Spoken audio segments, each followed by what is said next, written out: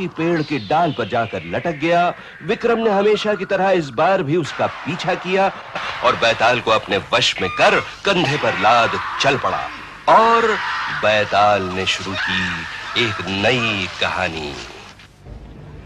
उज्जैन नगरी में एक गरीब ब्राह्मण रहता था। उसके लड़के का नाम था गुणकर। उसे एक बड़ी बुरी आदत पड़ गई थी। गुणकर की बुरी आदत थी घर से पैसा चुराना और जुआ खेलना।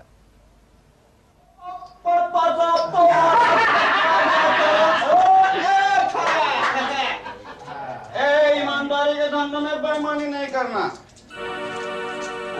आओ गुणकर, राजा आओ।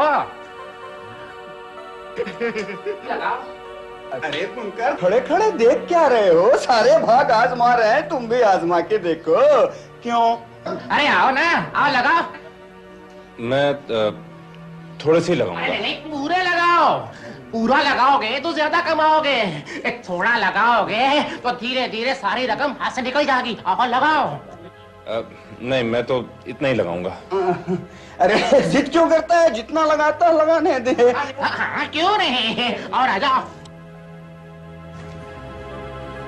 लगाओ, पूरा लगाओ।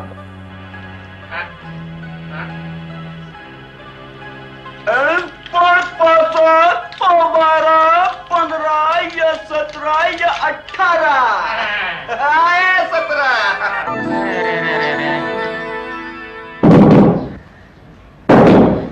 सुनिए सुनिए, कोई दरवाजा खटखटा रहा है।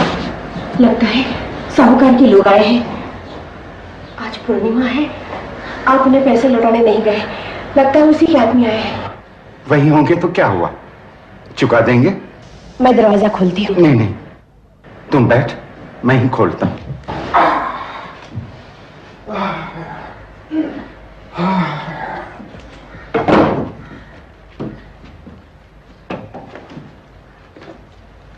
आज पूर्णिमा है पंडित, याद है कि भूल गया? पूर्णिमा तक साहू जी की सारी रकम लौटा देने का वादा किया था। कहाँ रकम? हाँ भाई हाँ, सब है। आप चिंता क्यों करते हैं? तो चलना फिर पूरी रकम लेकर। साहू जी ने बुलाया है और कहा है अगर ना आए तो पकड़ के ले आओ। अब बैठिए, पानी वानी पीजिए। अरे ना, पानी वानी, चल जल्दी कर। हाँ हाँ, चलता हूँ।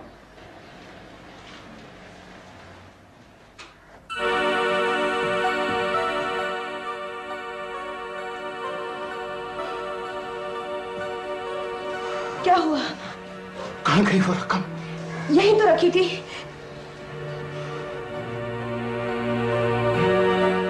गुणकर चुरा कर ले गया। बहाने बनाता है, मक्कारी करता है। अब नया नाटक शुरू किया है, कहता है चोरी हो गया। चलिए तो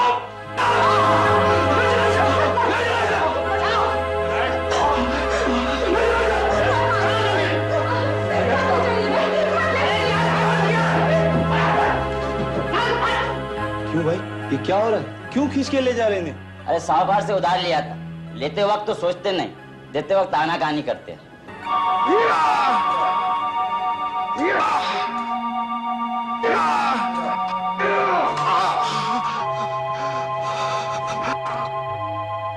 बांध दो उसे और जाकर कह दो इसके घर वालों को, अगर इसे छुड़वाना है तो सारी रकम जमा करवा दें और छुड़ा के ले जाएं इसे।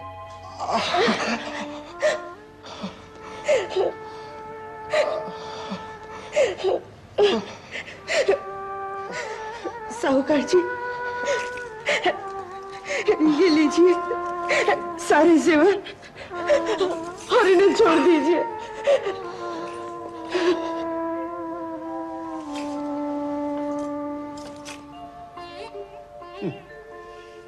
सीधी उंगली से घी नहीं निकलता। अगर अपनी औरत के ही गहने देने थे तो इतनी देर किसका मुंह देख रहा था?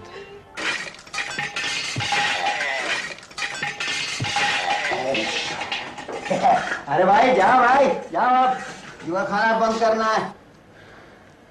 कहाँ जाऊं? अरे कहाँ जाओ?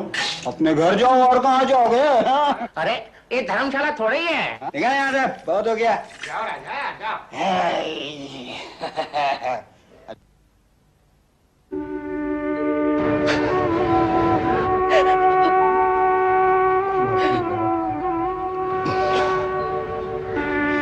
जुआ खेल रहा होगा कहीं। कितनी बार समझाया, मारा, डांटा, सब कुछ किया, पर कोई असर नहीं हुआ उस पर।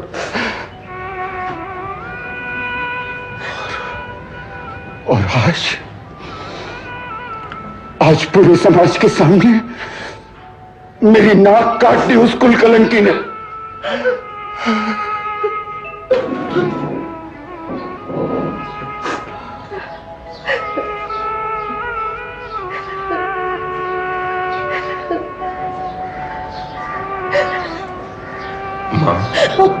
गुणकर, चला जा मेरे घर से, निकल जा, आगे कभी अपना मुंह मत दिखाना। चोर, चुहारी, निकल जा मेरे घर, निकल।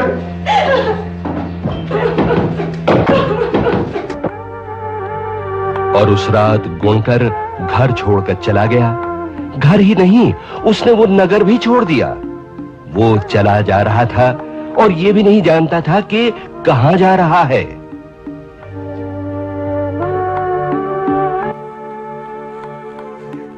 तब गुणकर ने देखा कि ये संसार कितना निष्ठुर है। ये उसका घर नहीं है जहां भूख लगने पर मां थाली परोस देती है।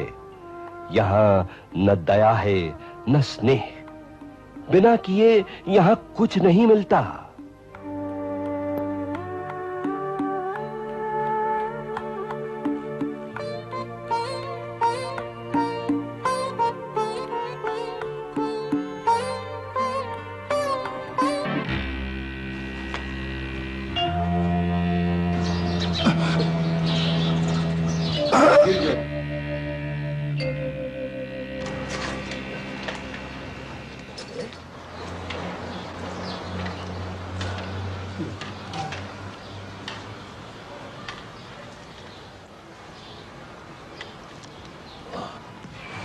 क्या नाम है तुम्हारे बेटे?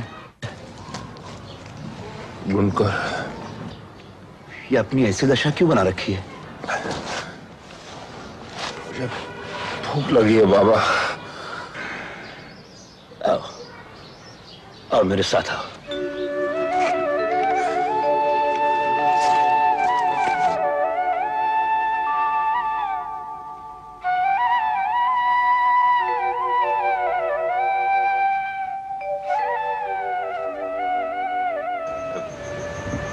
मुझे भूख लग रही है बाबा, बहुत तेज भूख लग रही है। बोलो क्या खाओगे? आप तो ऐसे कह रहे हैं कि बोला ना, क्या खाओगे? कुछ भी बाबा।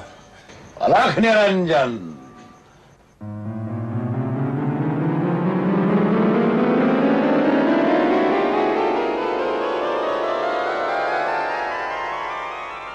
ले, इसे खा ले।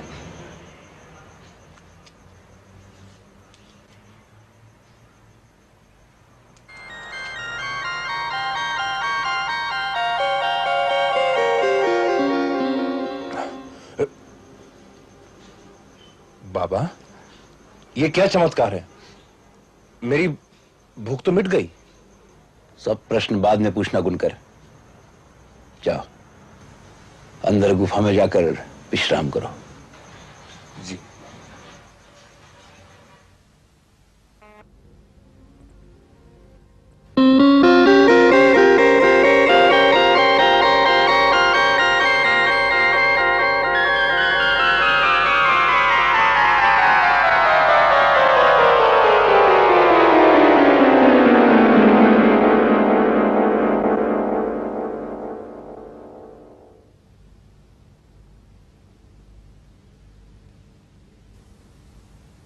ये कौन सी जगह है? मैं कहां हूं? तुम कौन हो? बाबा की शक्ति। बाबा ने आज्ञा दी थी, गुणकर को चैन की नींद की जरूरत है, उसे कोई कष्ट नहीं होना चाहिए। बाबा ने कहा उस गुफा में जाके विश्राम करो। मैं उस गुफा में गया और बाबा कहां है? इसी द्वार से चले जाइए, बाबा आपको मिल जाएंगे।